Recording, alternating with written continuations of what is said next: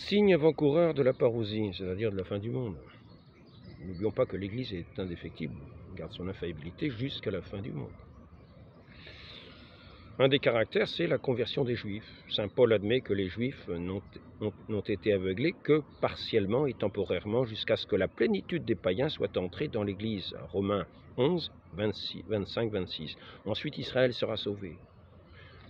Il y a aussi le retour d'Élie. Dans le prophète Malachie, on voit apparaître pour la première fois cette idée que le futur Messie aura un précurseur. Cette attente est examinée par l'ecclésiastique, lequel parle d'Élie. Mais le Christ ne se prononce pas sur le retour d'Élie. Il s'accommode à la foi populaire et il dit qu'Élie est déjà venu dans la personne de Baptiste et qu'il a fait son œuvre. Les Juifs croyaient aussi au retour de Moïse. Moïse et Élie apparaissent sous une forme supraterrestre au moment de la transfiguration. On croyait également au temps du Christ au retour de Jérémie et d'Enoch. Le Christ ne tranche pas la question. L'Antichrist et la grande apostasie, c'est un autre signe qui annoncera cette fin du monde avant la parousie, le jugement. La figure de l'Antichrist appartient aussi à la croyance populaire du judaïsme postérieur. L'Antichrist est, comme son nom l'indique, l'adversaire du Messie, du Christ, l'adversaire sous figure humaine.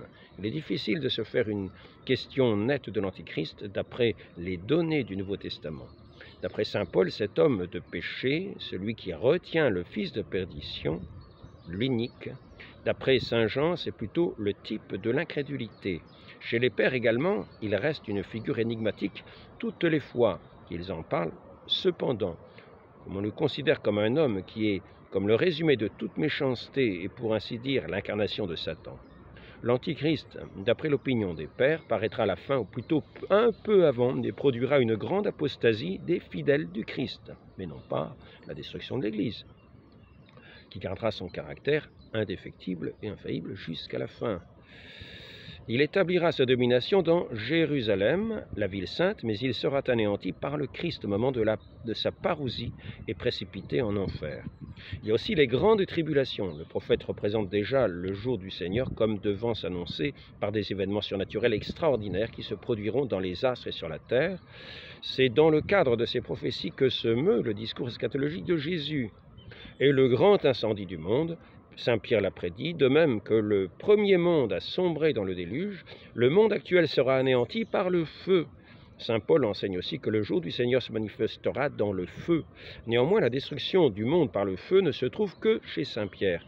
De même, dans bien des conceptions religieuses païennes, le monde doit périr finalement dans le feu. Alors, la première annonce, le premier caractère, c'est l'annonce générale de l'Évangile. Cet Évangile du royaume sera annoncé dans tout le monde, à tous les peuples, en témoignage. Et alors vient la fin. Le Christ ne pense pas à une acceptation générale de l'Évangile. Le contraire semble même devoir être le cas. Les paroles de l'Évangile de saint Jean sur un seul troupeau et un seul pasteur ne se rapportent pas à cette question. Ce sont donc les signes avant-coureurs, tout à fait généraux et pour ainsi dire lointains, obscurs, dont l'accomplissement doit encore exciter la vigilance chrétienne. Les apôtres ont répété ces signes dans leur prédication sur la parousie, point numéro 6. Jusqu'à la consommation des siècles, l'Église garde son indéfectibilité, son infaillibilité. Les Juifs ne sont pas convertis. Tiré, bien sûr, Théologie de Bachmann, qui était précise de Théologie de Bachmann, qui était lié à la maison du pape, bien avant, au moment juste après-guerre ou un petit peu avant.